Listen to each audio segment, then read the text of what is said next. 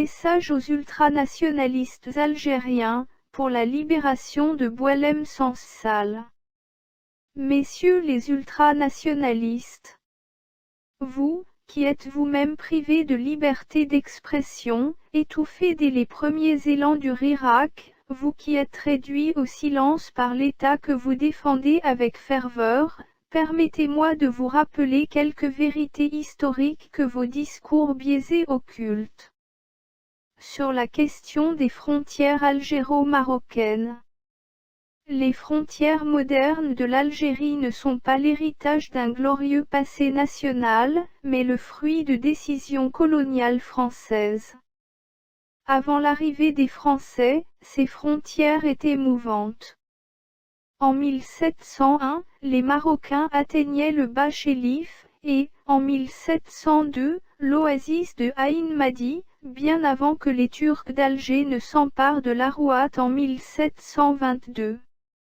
Sur la côte méditerranéenne, la frontière oscilla longtemps entre la Tafna et la Moulouya avant de se stabiliser sur l'Oued-Kis en 1795, à un tracé confirmé par le traité de l'El-Marnia en 1845, bien après la colonisation.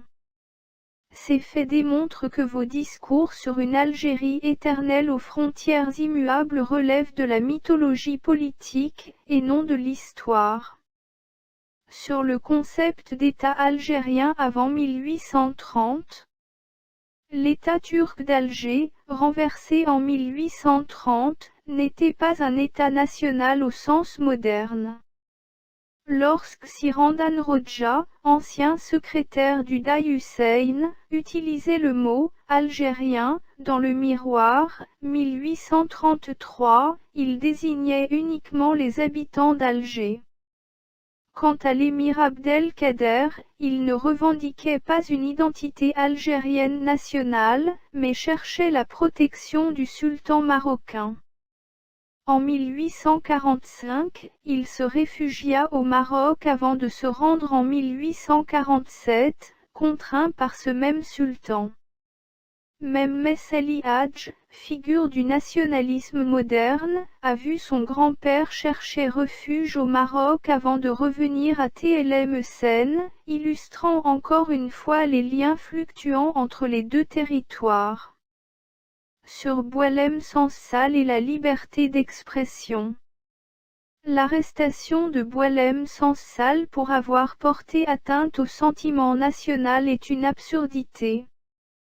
Ce qu'il a déclaré sur les tensions algéro-marocaines, les accords non tenus après 1962, et l'héritage colonial des frontières est historiquement fondé, bien que politiquement sensible.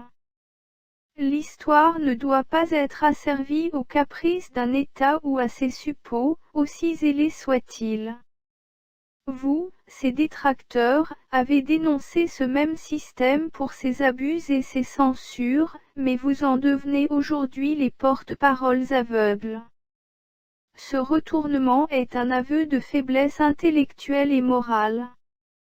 Il est temps de cesser ces postures et de reconnaître que l'histoire et la vérité ne peuvent être muselées. Le combat pour la liberté d'expression, incarné par le cas Boualem Sansal, est le vôtre aussi, même si vous ne l'admettez pas. Libérez Boualem Sansal.